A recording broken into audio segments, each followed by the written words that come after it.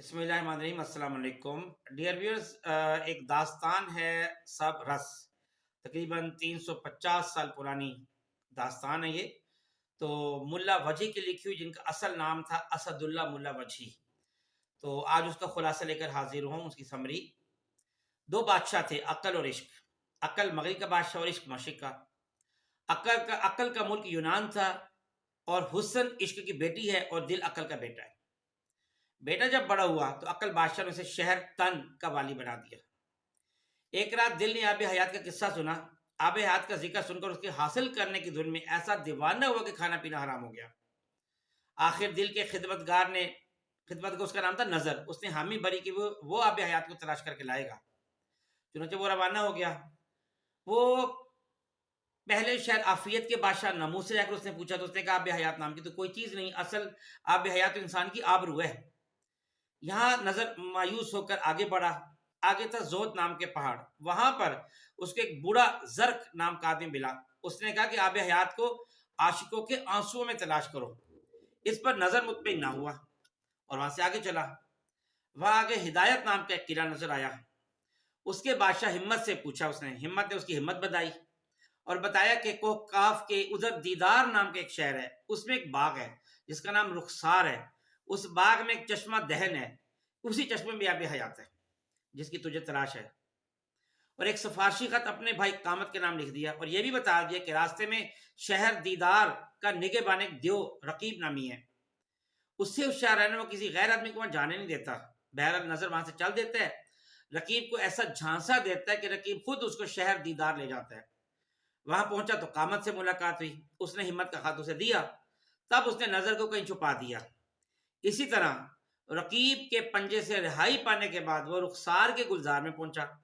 وہاں پہلے زلف نے اسے ٹوکا، پھر اس کی معذر سن کر مہربان ہو گئی اور اپنے کچھ بال بھی اس کو دے دیے کہ جب مصیبت پڑے ان بالوں کو آگ پر جلانا، میں مدد کے لیے پہنچ جاؤں گی۔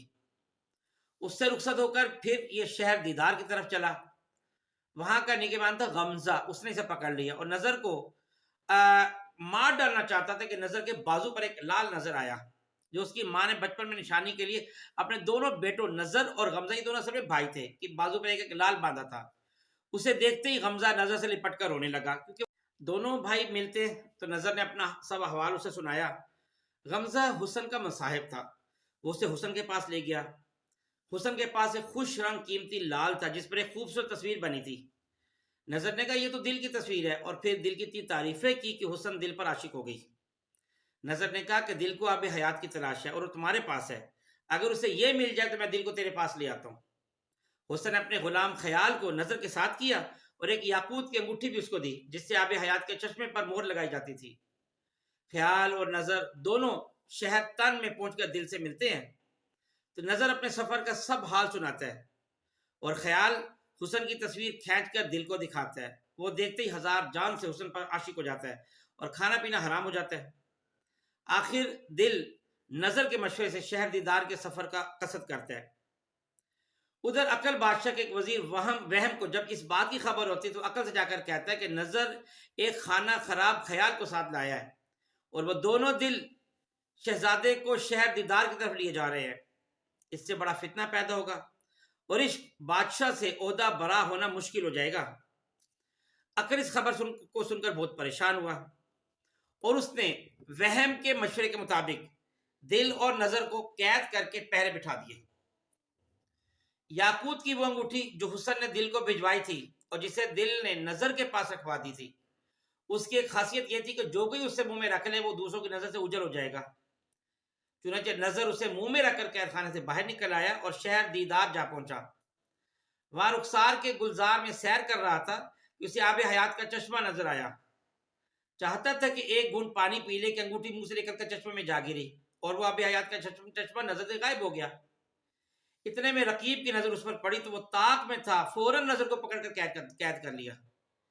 قید میں نظر کو زلف کے بالوں کا خیال آیا، ایک دو بال آگ پر رکھے، زلف آ گئی اور اسے چھڑا کر شہر دیدار اور رخسار کے گلزار کے راستے پر ڈال دیا۔ نظر نے حسن کو بتایا تو وہ بے چین ہو گئی اور غمزہ اور نظر کو دل کو لانے کو کہا۔ عقل بادشاہ کو حکم تھا کہ نظر فرار ہے، اسے قید کر کے لایا جائے۔ زرق کا بیٹا تو یہ جو توبہ، زر کا بیٹے کا نام تھا توبہ، جو سرحدی حاکم تھا، اپنا لشکر لے کر وہاں آ گیا، لیکن غمزہ اور نظر نے اسے لڑائی میں بھگا دیا۔ اس پر عقل بادشاہ نے دل شہزادے کو لشکر دے کر بھیجا اور خود بھی اس کی مدد کے لیے نکلا، لیکن عشق بادشاہ سے ہار جاتا ہے۔ ہمت بادشاہ دونوں میں صلح کرا دیتا ہے۔ طے یہ ہوتا ہے کہ عشق بادشاہ رہے اور عقل وزیر ہو جائے۔ اس پر لڑائی ختم، رقیب کو قید کر دیا جاتا ہے اور دل کی شادی حسن کے ساتھ کر دی جاتی ہے۔ یہ ہے پوری داستان، بہت پرانی داستان ہے، اس لیے وہی اس کا پرانا سٹائل ہے۔ امید ہے آپ کو یہ اچھی لگے گی۔ بہت شکریہ، السلام علیکم ورحمۃ اللہ وبرکاتہ۔